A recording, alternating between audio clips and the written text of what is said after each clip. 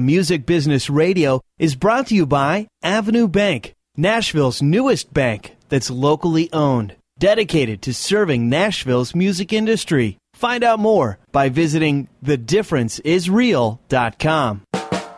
From Music City, USA, it's David Hooper and Music Business Radio. From the Tuned In Broadcasting Studios in Nashville, Tennessee, this is Music Business Radio. I'm your host, David Hooper, and with me today, Grammy Award-nominated songwriter and two-time BMI Songwriter of the Year, Jeffrey Steele. He's a staple on Music Row, and his gifts are not only songwriting, but producing and performing as well. You've heard his songs cut by Ray Cyrus, Joe Nichols, Rascal Flatts, VanZant, Keith Anderson, Faith Hill, and others. Jeffrey, welcome to Music Business Radio. Thank you for having me. You're the first guy we've had in here. I've got a discography on you. It's like 5 pages long. You had a lot of cuts. My rap sheet. But it didn't just start out like that. Let's talk about how you got started in the music industry.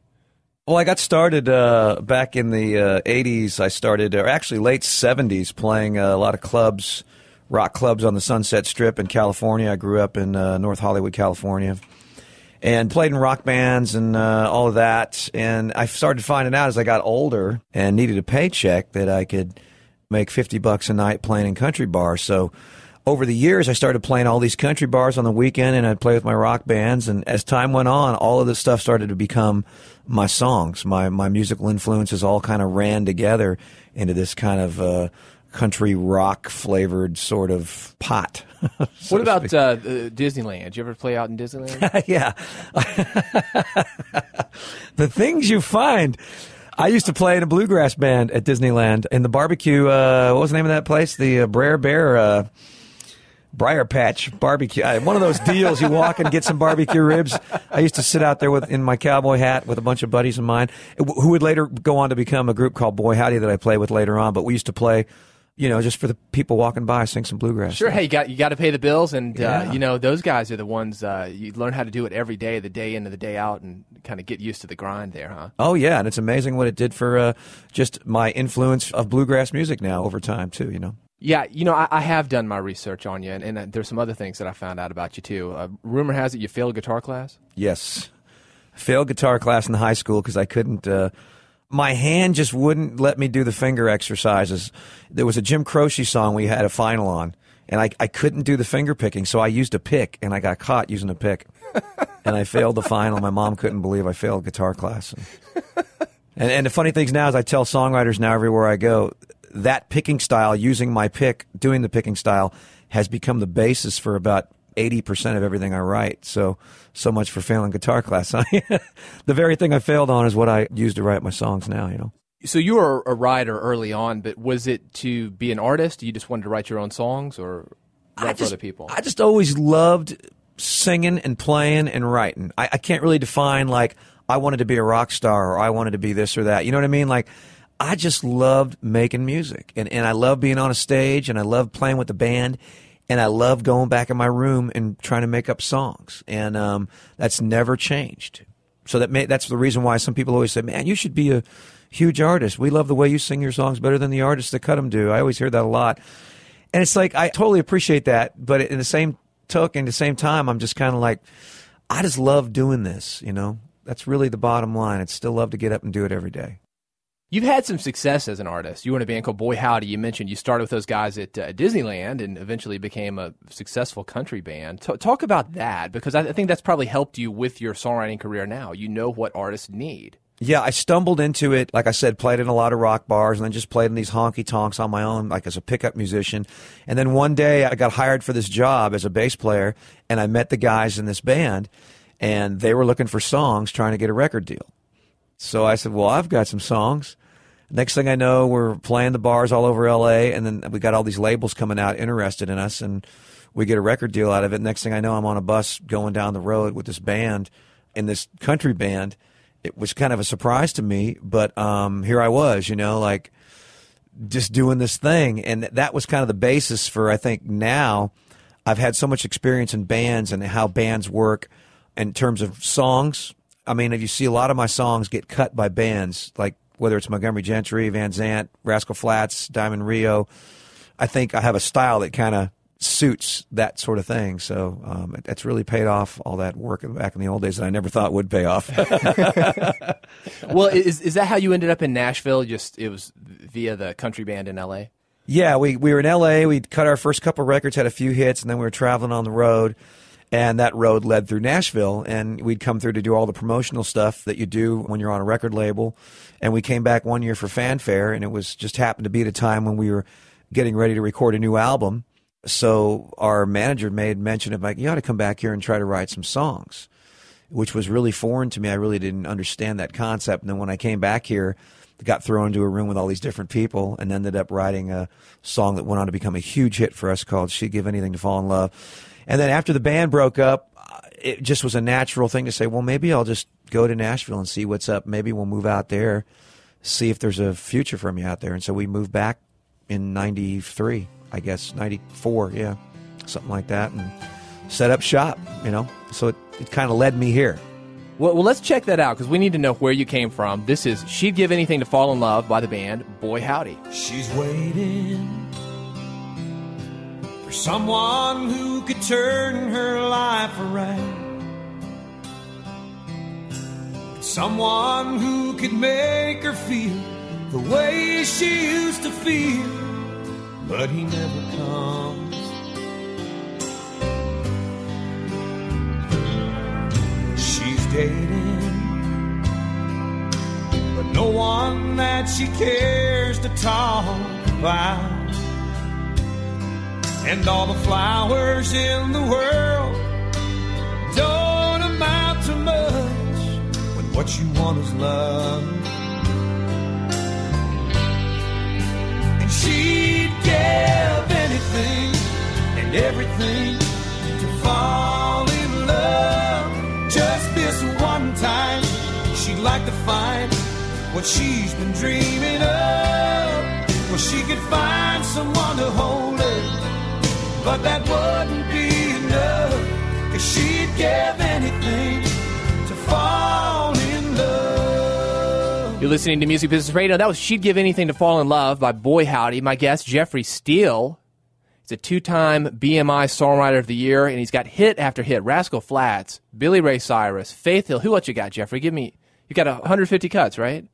Well, it's more than that now. I don't even. It's somewhere probably in the neighborhood of 400 to 500 songs now. It's crazy now. But I would say, Tim McGraw, Faith Hill, Brooks and Dunn. The biggest of the big. Yeah, I mean, yeah. Well, let's talk about the transition from artist to songwriter, because you said you came to Nashville. The band had broken up. Mm-hmm. Were you going to just continue to do the band thing, or when did you really realize that you were a songwriter in addition to being an artist as well? Well, I'd always been writing, so I'd always been doing that. Had some success with the band, so I wasn't sitting here saying, "Okay, I'm going to be a songwriter now." But that's what I love to do. So, just something I did. When the band broke up and we came back here, I'd been offered a solo record deal, and I wasn't really that excited about it. I guess I probably should have been, but I really wasn't. And I think it was mainly because I was being told that if I could just be more like this and sing songs that were more like that, I could be really successful in the music business as an artist, and it just didn't do anything for me. I didn't want to do what I was being told to do. Well, yeah, you seem like a guy who doesn't like being told what to do. No, not in terms of creativity. I don't want people telling me how I'm supposed to write something, make something up, how I'm supposed to sing something, which is what I did for a long time. I did that enough to know that I didn't want to do that anymore. And when I got here, that was pretty much what was being thrown on me. Cut these kinds of songs, write these kind of songs. Do it the Nashville way. Yeah, and it was nothing against Nashville. It's just that I just couldn't do that. I didn't want to go out and sing songs every night on a stage that I didn't fully love to sing. Do you know what I mean? Like I want to. I know exactly if I'm going to what sing you them, I want to sing those songs every night. When you came back, and let's say between like maybe 95 and 99, it was a pretty dry time for you, right? Yeah, I just was trying to figure out. I had a publishing deal that kind of went hand in hand with my record deal at the time, so I still had that publishing deal. Luckily, because most writers don't, luckily I did have an income when I came back here, and then my publisher saying, well, let's just get you writing songs with different people. Mm-hmm. So I just started writing whatever they told me to write, trying to make the words rhyme the right way, and just tried to get something happening.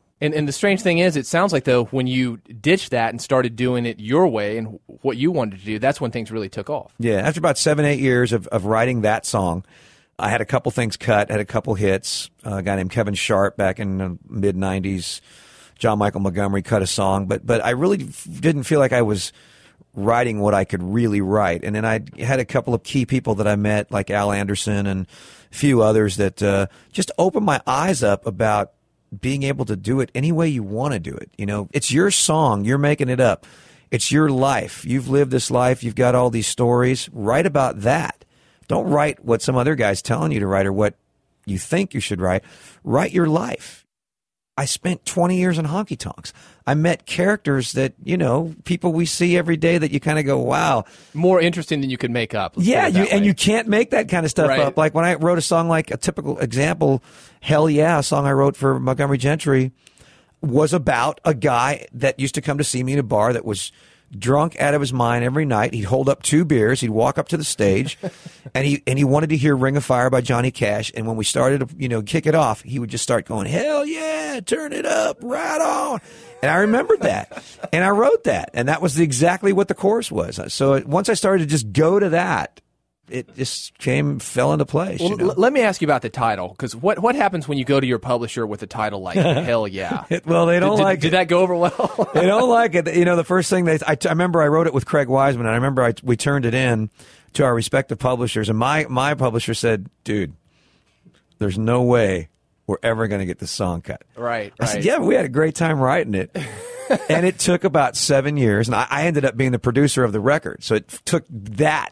Yeah, that helped to get it out there, but the time was right, and you know, the only downside of it was, you know, I got a few angry parents that were saying, you know, my kid's running around singing "Hell Yeah" all the time.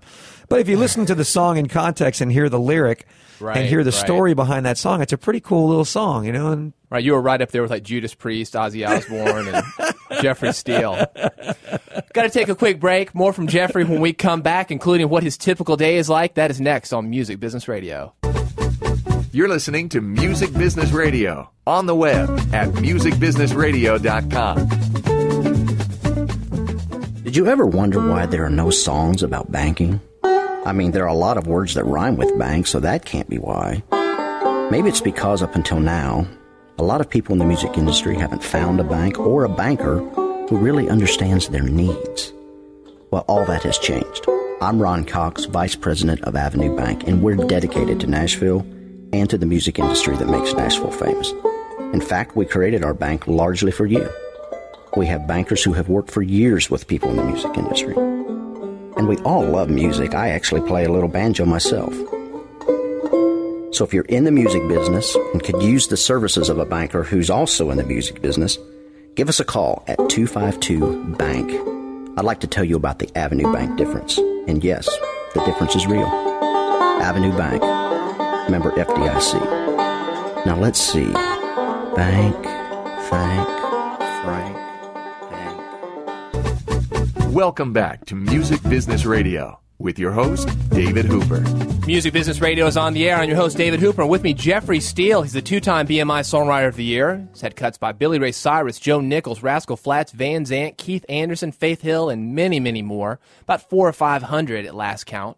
And you don't write all those by yourself, right? A lot of Nashville songs are done by co-writing. Yeah, most of my stuff is co-written. I do write by myself, but most of it is co-written, yeah. Let's talk about the co-writing process. I mean, so you're a guy from L.A.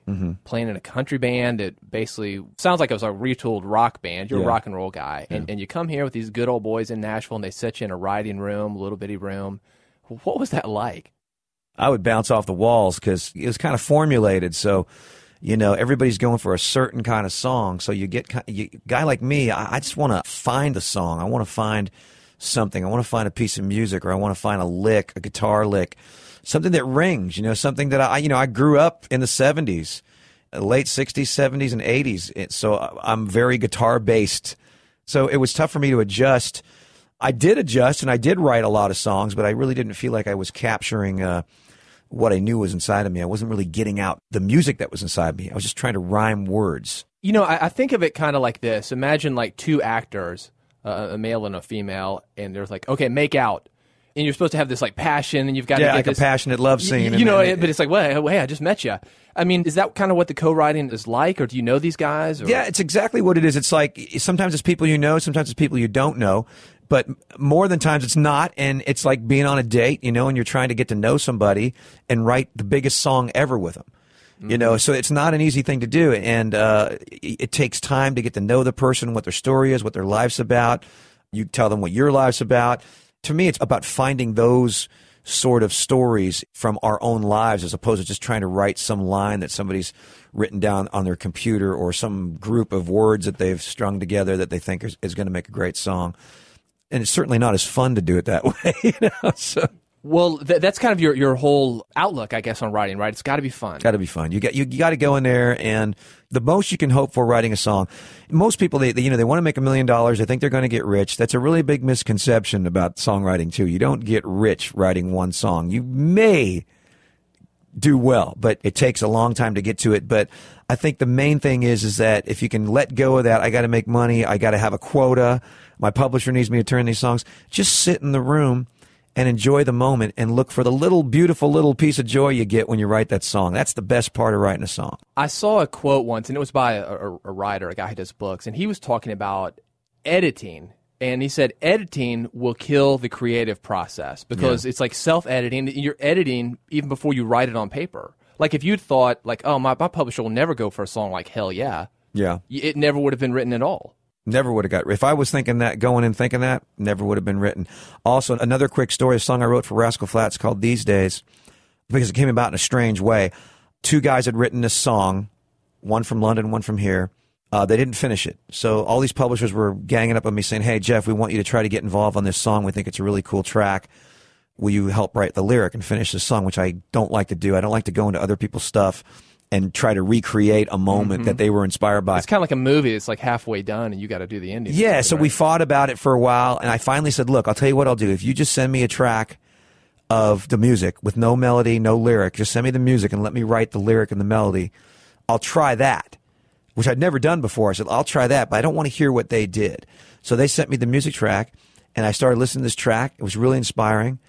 And I started just subconsciously, stream of consciousness, started writing all this stuff down from the first line.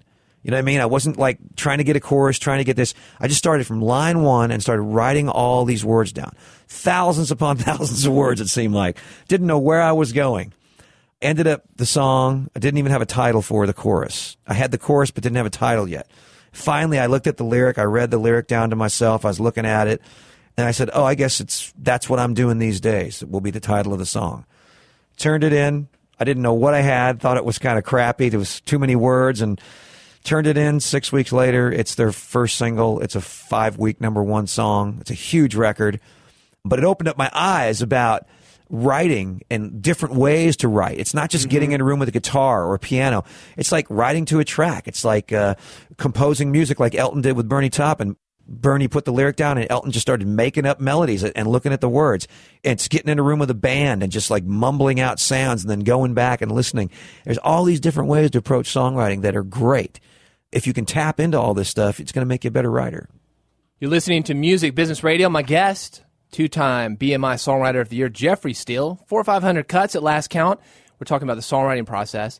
And, you know, Jeffrey, you probably, I guess you see it a lot with these new writers. I certainly do, that these guys, like, they think they know how it's done, like they've gone to like a songwriting class, and this is how you write a song. But you're saying you kind of throw that all out. Yeah, and I try to also just tell people, like, because people will come to my classes that I teach, and they want to learn what I know. It's like, no, you don't want to write like I write. You got to do what you do, obviously. You can't do what I do. I'm the best me, because I'm me. You got to be the best you. You can't be me. You got to be you, and you can apply what I'm showing you, how I've done things. But I mostly try to teach people how to get inspired and how to look for things inside the music. You know what I mean? Just look for elements that just aren't the typical elements that you would look for when you're trying to come up with a song. Step outside of yourself. Well, that sounds like great advice even for artists, too, because, I mean, you're like, hey, we need another guy with Wranglers and a cowboy hat. Well, we've already got some of those. So, you know, what do you do different? It's like similar but different. Yeah. You can base your stuff on those cowboy hats and jeans, but you got to bring something to it. You got to have your own originality. It's something that makes the song yours. That's what I've tried to do. Even when I'm co-writing with all these different people, I want to get my spin on that song. I want to get my beliefs, my thoughts, my words in that song the best way I can. I want that co-writer to bring it out of me as I'm going to try to bring it out of him. That's the key, too, with co-writing, is to bring the stuff out of people, not just try to rhyme words. Bring out the emotions that are inside those people. Yeah, let's talk about that. There's a really famous book. It's by a guy named Napoleon Hill called Think and Grow Rich. Are you aware of that book? No. You should read it because it has this thing called The Mastermind. And what he says is when two people come together, there's like a third thing that's invented. It's more powerful than the two individually. It's a synergy. Yeah. Talk about that, about your synergy of writing with other people and the things that come up that you would have no idea how to do on your own, or the other guy would have no idea either. Well, there's certain situations I've been in where, with certain writers, where they just inspire me, and I'll play them something and go, yeah, that's great, keep going. And I'll just start just getting into this zone that I'm not even aware of, where I'm starting to throw out all these lines and going for these things that I probably normally wouldn't go for. And they're just kind of guiding me through this maze. And we somehow get out on the other end with this song that I probably would not even have thought of if that person wasn't in the room. And they may not be like as big of a contributor, but without that person in that room guiding you there, you never would have got there. So they still enabled you to do it. Yeah, and then the same thing goes for me, where I'll be that guy. I'll be with someone else that's got a real line on something they want, but they can't seem to get to it, and I'll just say, no, go back there, go where you were, try that again, and I'll try to guide them through it, you know. So everybody, I think you have to learn how to play those roles as a co-writer. You need to know, I always call it like there's an A writer and a B writer and a C writer. Like the A writer's the guy who's more, you know, on it, wants it to be his idea, it's kind of his thing. The B writer's kind of the guy that channels him, you know, or helps him along. And then there's the C writer guy that's kind of the editor and the guy that gets the coffee. That guy. Equally important. And I've been that guy too. You know, I've been that guy too. And it's crucial. It really is. Yeah. The guy that goes, I think you should say but instead of the right there, you know, for lack of a better word to put in there. But those guys in that room sometimes are the difference makers on certain lines that make lines brilliant. Tell me if you agree with this, because it sounds like you really can't be too attached with like getting the credit. Like, oh, I'm going to get 80%. I did 80%. I mean, is it always 50-50 with you? Even if you maybe don't do 50% of it? As a general rule, which is the coolest thing about Nashville, is that it's just the general rule here is that it's split. Everything's split. Everybody's in that room for a reason. The song that I was mentioning before, Rascal Flatts song, I wasn't with the other guy that initially started the song. I ended up writing it myself. But his contribution to that song is just as important as mine. I'm not going to say, hey, your stuff's not on there anymore, so you're off the song.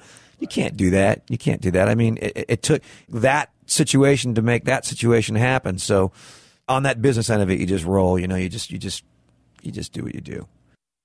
Let's talk about the typical day for you.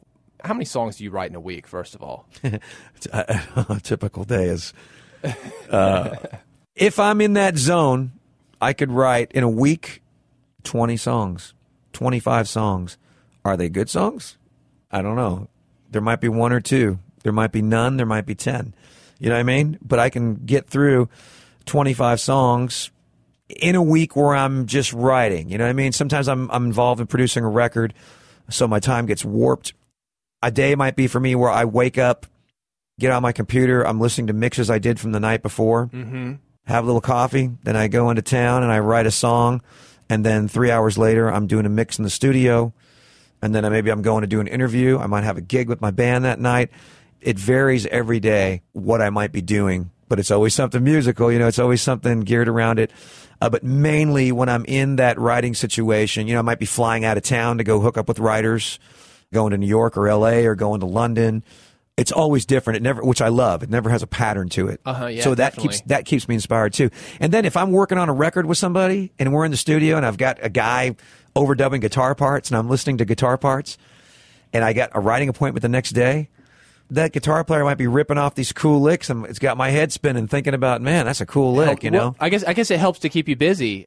I mean, are there any times when you don't feel like writing though? Yeah. And you have to get away from it. You have to just you need to read a book. You need to do stuff that's not writing so you can keep getting inspired. So that's when you go over to like the studio or some other element. Well, that won't happen that way though. It won't fall that conveniently for me. Like it'll just be, stuff that comes up. Okay, Jeff, you need to be at so-and-so studio to get that. You have to remix that thing. It's going to be a single. They need to go do that. Yeah, but I'm supposed to be over here. Well, you need to do this first. Okay, then I'm going to go back and write with this guy. Like after I leave here today, I'm going to get on an iChat conversation with Matt Serletic from Matchbox 20 producer. I'm doing a bunch of songs with him. I got to get on a iChat with him from LA so we can finish up a song that he's cutting on some band. After that, I'm going to be singing demos that I cut a couple days ago. I'm going to be singing the vocals to those demos, trying to get those mixed, to get those ready to pitch to artists. So it's just this ongoing, that's probably why my company's called Ring Circus, because that's exactly what it is. It's spinning those plates. It's spinning plates and juggling chainsaws 24 hours a day. And it's fabulous. I've got the scars to prove it. You're listening to Music Business Radio. I'm David Hooper, your host. And this is how he's written 400 or 500 songs that have gotten cut. Jeffrey Steele is my guest. He's a 2-time BMI Songwriter of the Year. And more from Jeffrey when we come back on Music Business Radio. What do a banker and an artist have in common? Well, if you're talking about most bankers, probably not that much. But if you're talking about an Avenue Bank banker, well, that's totally different. Because we've got a group dedicated to serving those in the music and entertainment industry. From the songwriter to the label executive, from the promoter to the session player, from the established celebrity to the aspiring newcomer. Because if you're in the music industry here in Nashville, you deserve a bank that's also here in Nashville that's committed to helping you fulfill your dream, whatever it might be. After all, Nashville is a city where dreams do come true. I'm Van Tucker, Chief Creative Officer at Avenue Bank, and I'd love to talk to you about the Avenue Bank difference, and yes, the difference is real. Avenue Bank, member FDIC, and member of Nashville's music industry. Bringing together music makers and movers and shakers. Music Business Radio. From the TuneIn Broadcasting Studios in Nashville, Tennessee, this is Music Business Radio. I'm your host, David Hooper, and with me, Jeffrey Steele. 400 or 500 cuts to his name with artists like Billy Ray Cyrus, Lucky Bucks, Joe Nichols, Rascal Flatts, VanZant, and others. Jeffrey, you brought your guitar here, I see. Yeah. So later on in the show, I'm going to make you play some for us, because this is just teasing all the fans that we've got out there listening to this show. Okay. They want to hear your version of some of these songs that you've done. But let's get back to the co-writing that we were talking about in the last section. You mentioned iChat. That's kind of like the writer's room now, right? I guess this guy's in L.A., you're here in Nashville. Yeah. And you can literally get together and write a song that way. Yeah, just see the guy on the video screen. You can talk to each other almost like he's in the room. And same thing goes now with, production and all the files that you can share over the internet. Like you can record a song and then send it to somebody else to mix it in another country. That's kind of where it's at right now, where the business is at and where it's going. And of course, the iPod itself is the new record player. It's the whole business now. So, well, speaking of iPods and things like that, you've got a new record. It's called Countrypolitan. Yeah, and you'll be self-releasing this. Am I right? Yeah. I mean, that's how cool is that you can put out an album without actually making a physical copy of it? You could, if you wanted to, do all internet. Oh, you definitely could. And I still make the CDs because when I play live, it's kind of like the old Carnival off the truck method, right, which absolutely is still one of my biggest, stores for me. Is like to go play the gig and then you got the product right there to sell. It's the oldest trick in the book, but it certainly works. But having the availability now of just internet downloads and people just able to get your music, whether it's off your site, iTunes, or like we said, CD Baby or whatever other outlets there are, it's a whole new world now. It's a whole new ball game, The business has changed forever, just like it changed when the CD came out and when the cassette came out and all the other how is the industry changing for songwriters?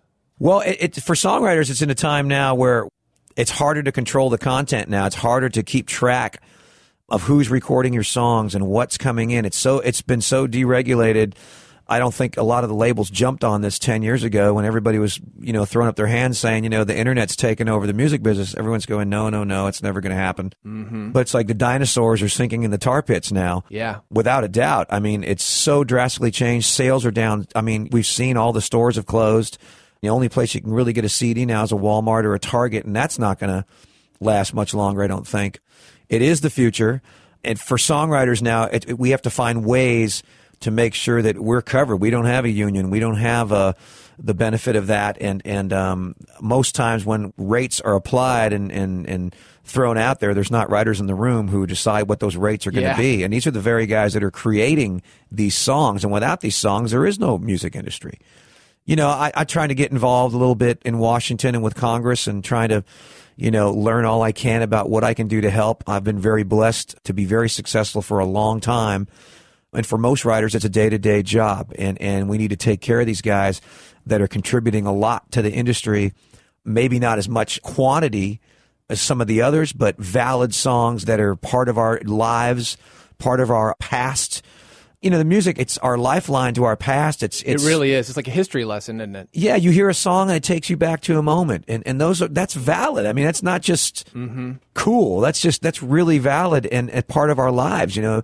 As being Americans in this country, that's part of our thing, you know, our culture. And we got to make sure that these songwriters do get adequately compensated, and that if we end up getting this blanket rate, that it's a fair rate to all of us, and that we continue to receive royalties over the years as the sales diminish or the songs get re-recorded. Just like the writers striking now in Hollywood, you know, they're trying to get better royalty rates paid, you know, better stuff on reruns and you know what I mean, rebroadcasts and right, because what it is, everybody else is making money, so they should be making money too. Yeah, they create it. You got to share the love. I mean, and you're looking at a picture of, like, if you look at this beautiful picture of a valley and you look up the mountain and you see this beautiful snow-capped mountain where it all begins, the snow on the top of the mountain, that's the writer. That's the guy creating this thing, and then it all comes down into this huge business with all these artists and all these other music business people and all these variations of people selling stuff and whatever it is that they sell that you can relate to the music business.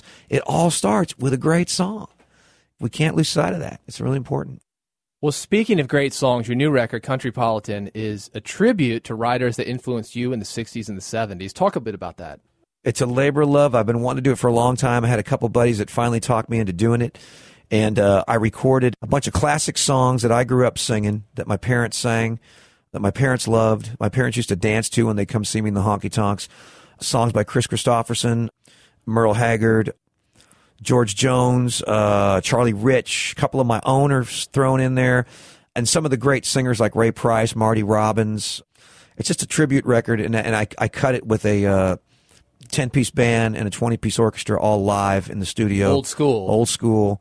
With all the flaws and all the little bleeds onto all the tracks. And, awesome. And it was really a labor of love, a fun project, and we're really excited about getting it out there. Well, let's check it out. You've got a song here called Love Make a Fool, and that is by? It's by a song that I wrote with Al Anderson and Bob DiPiero.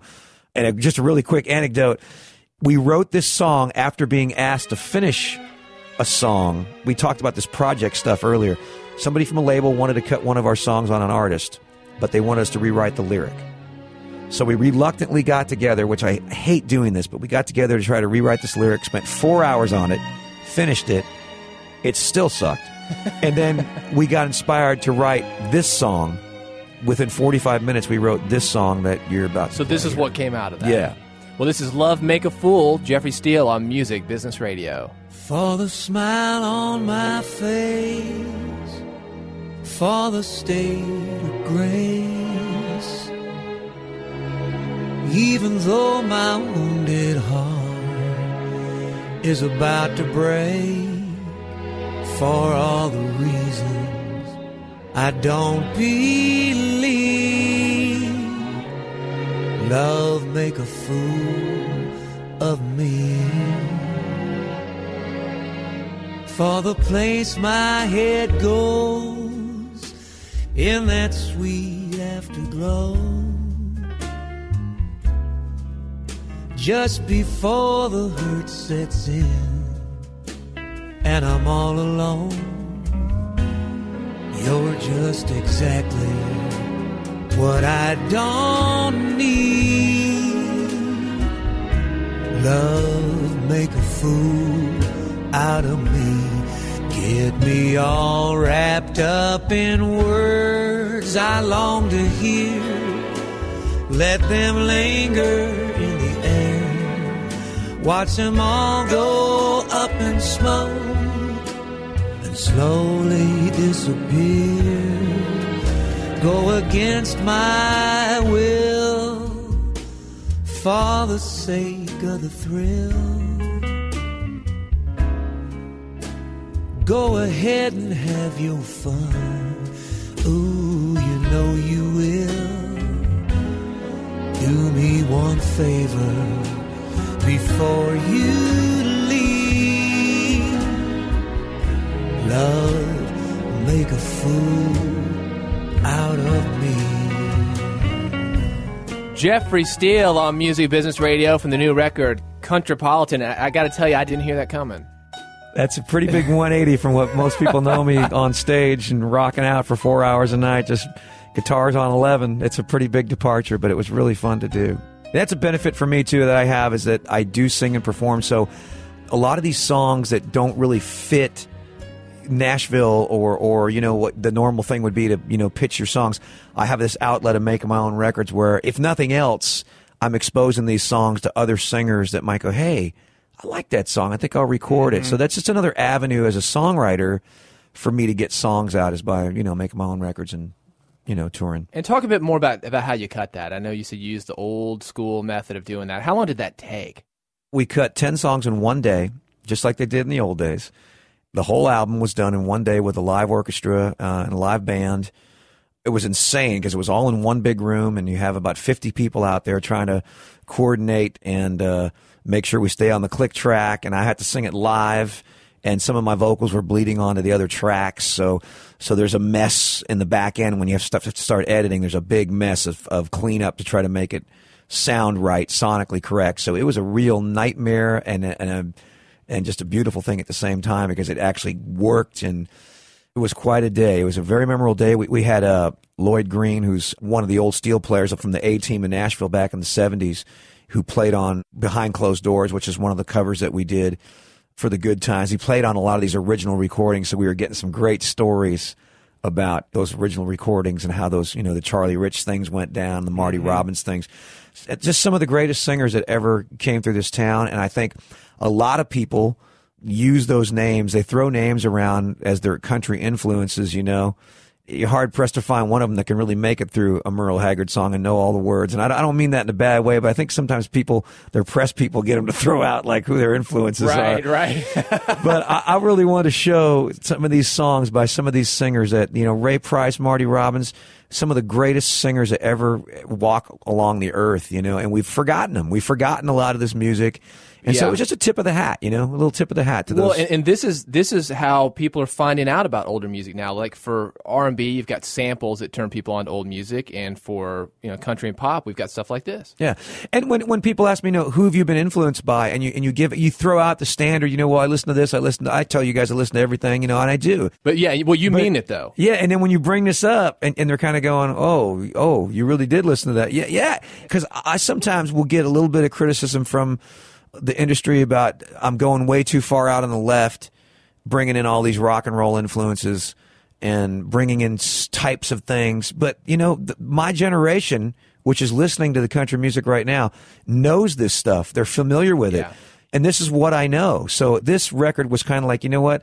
I do have this history of country music in me that's very, very deep. I can name off a zillion of these songs and sing them. I made a living on it for 20 years. So this is my little tip of the cap to some of these great writers and just great singers, you know. And where can people get this record?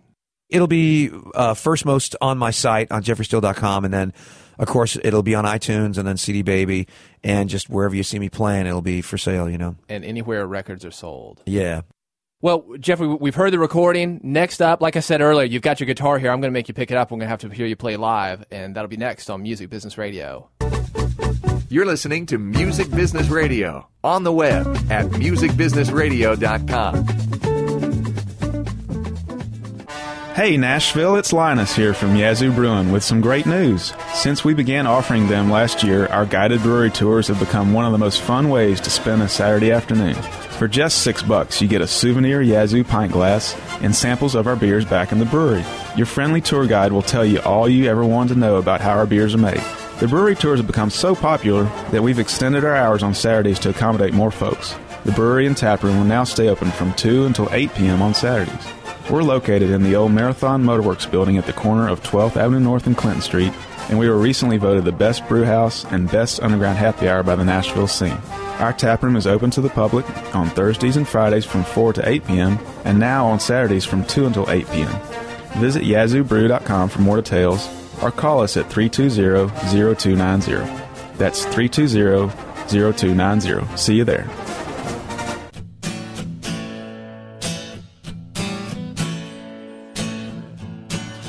Music Business Radio. That's where I go when I wanna know all I need to know. Music Business Radio.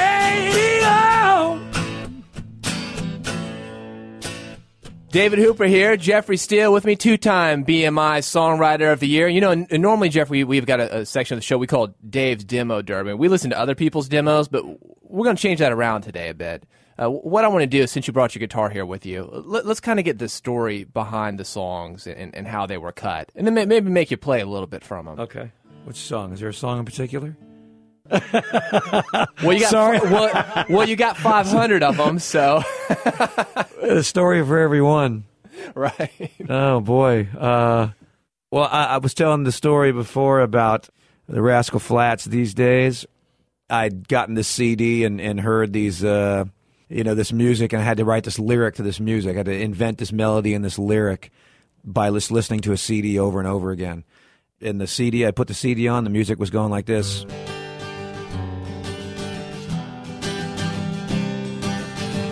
That's basically what was happening.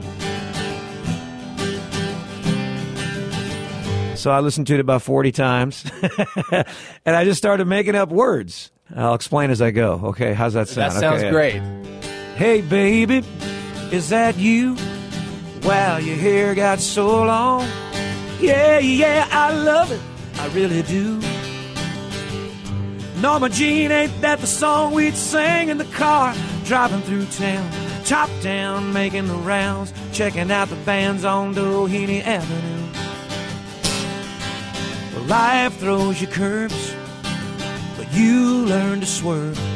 Me, I swung in a mist, and the next thing you know, I'm reminiscing, dreaming old dreams, wishing old wishes like you would be back again.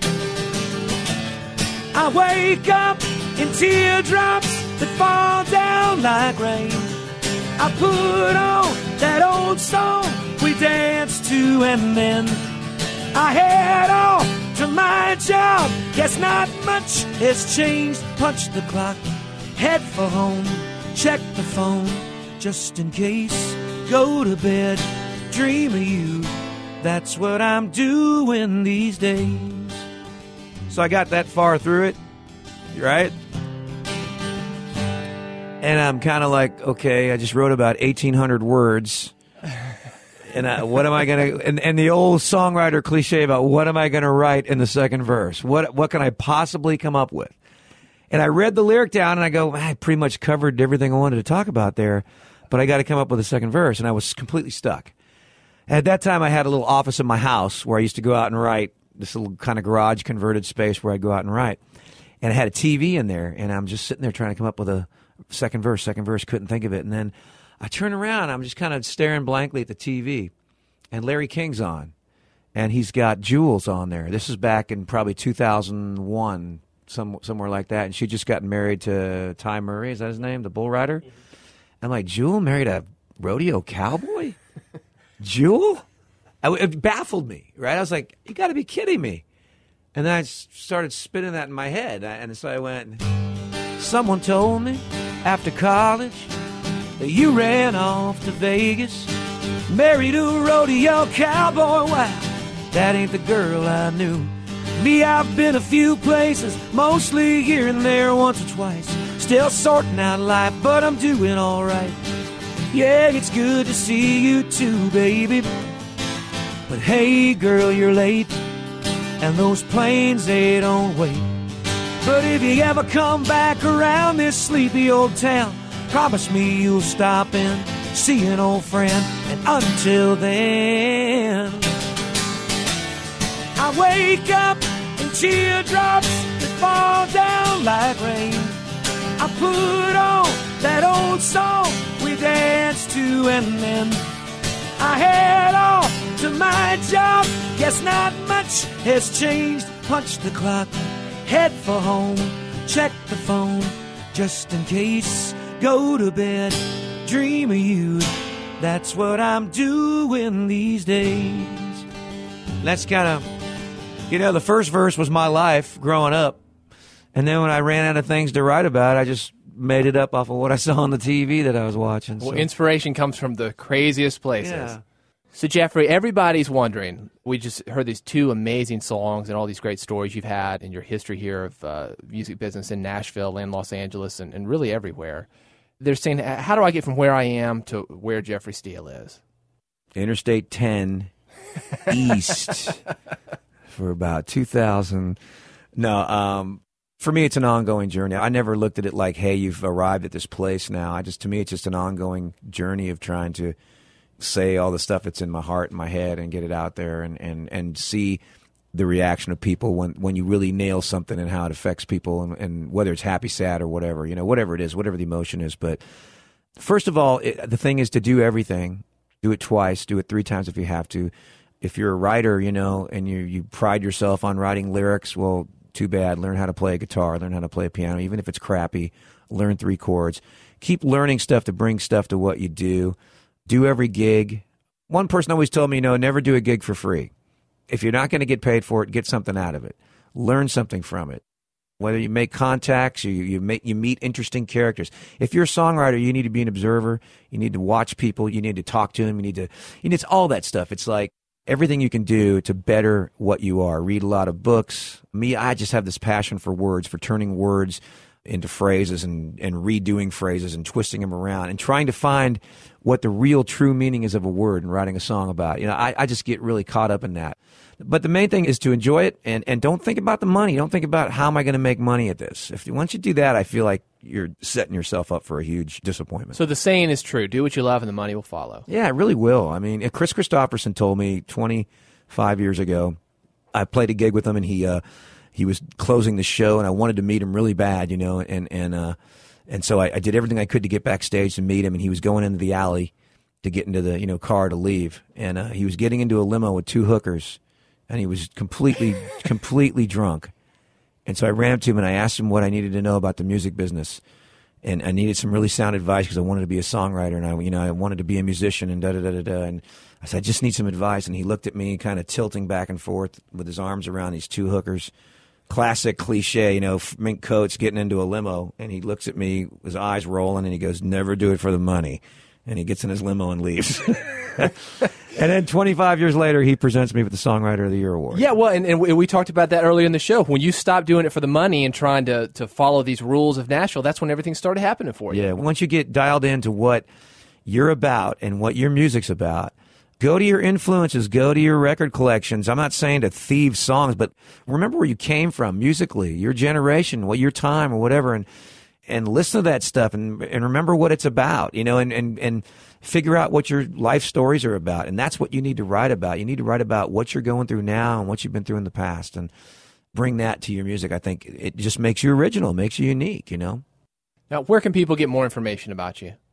I mean, the best place to go is website. It has all the CDs that are available, all the dates where I'm playing around the country, all the happenings that are going on, stuff I'm involved in. They can also go to the HITMENofMusicROW.com, which is a website for our TV show on GAC. If they want to get information about me and my other writer buddies, they can go there. But mainly JeffreySteele.com. That's where to get all the info on me. Yeah, and something everybody might be interested in. You've got this boot camp you do with all the upcoming writers, and you're actually giving back, helping them come up because they're the future of the music business. Yeah, trying to just and like we talked about earlier, not trying to say, hey, write like me. I'm just saying and part of what I do is not so much about how to write the song, but all the stuff we're talking about around the song, the business, how to get with co-writers, how to build relationships, stuff like that get you to the song, but not about how to be like somebody else, but how to find yourself. That's what the camp's really about, how to find what your music is about and make the most of it and figure out a way to get to it, All right, Jeffrey, why don't you take us out with something? The Hurts the Most? Okay, this is the most recorded song I've ever had to date. I wrote the song in 2000 in London. It was recorded by Mark Wills on Mercury Records in 2001. Maybe off a little bit on the date, but somewhere back there. And never got released. It was re-recorded 3 years later by Faith Hill and never got released. 7 years after I wrote it, Rascal Flatts recorded it. Since then, it's now a big European dance hit for Cascada, and there's a Hawaiian version of it with ukuleles, and there's a kids bop version of it. Oh, yeah. And it's crazy what happens when you get the words to fall the right way. And it was actually a tribute to my father when I wrote it, and about the last few years of his life where I didn't get to see him too much, and it's called What Hurts the Most.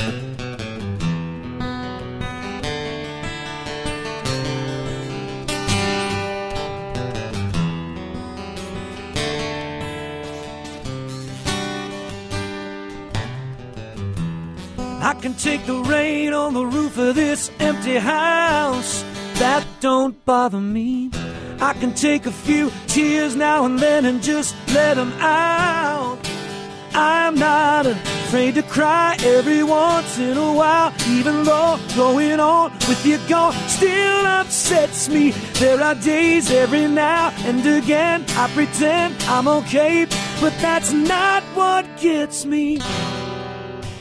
What hurts the most was being so close and having so much to say, and watching you walk away and never knowing what could have been, and not seeing that loving you is what I was trying to do.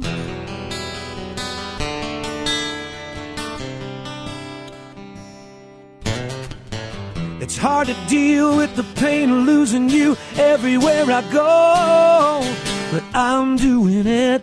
It's hard to force that smile when I see our old friends and I'm alone.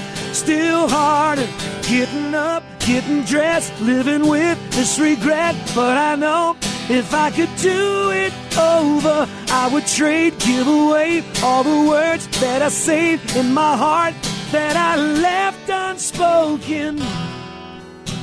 What hurts the most was being so close and having so much to say, and watching you walk away and never knowing what could have been, and not seeing that loving you is what I was trying to do.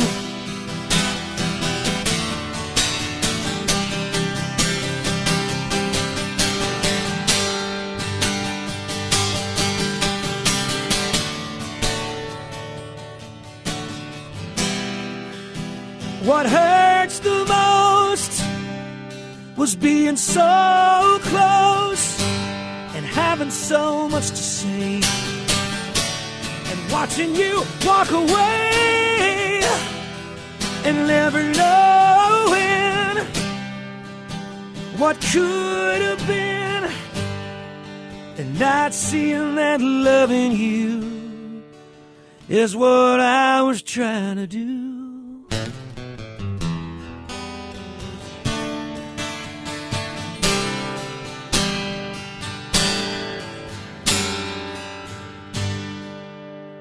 Ta-da! There we go. Thank you.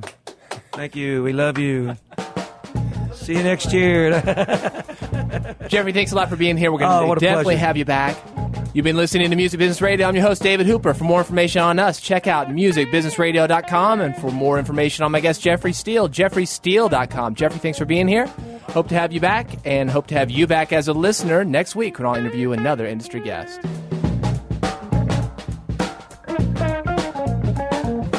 Thank you for listening to Music Business Radio. Music Business Radio is a production of Tuned In Broadcasting Incorporated, Nashville, Tennessee. Produced by Gary Crane, David Hooper, and Dan Buckley. Hosted by David Hooper. Engineered by Dan Buckley and Justin Hamill. Production coordination by Paige Presley and Lester held the antenna.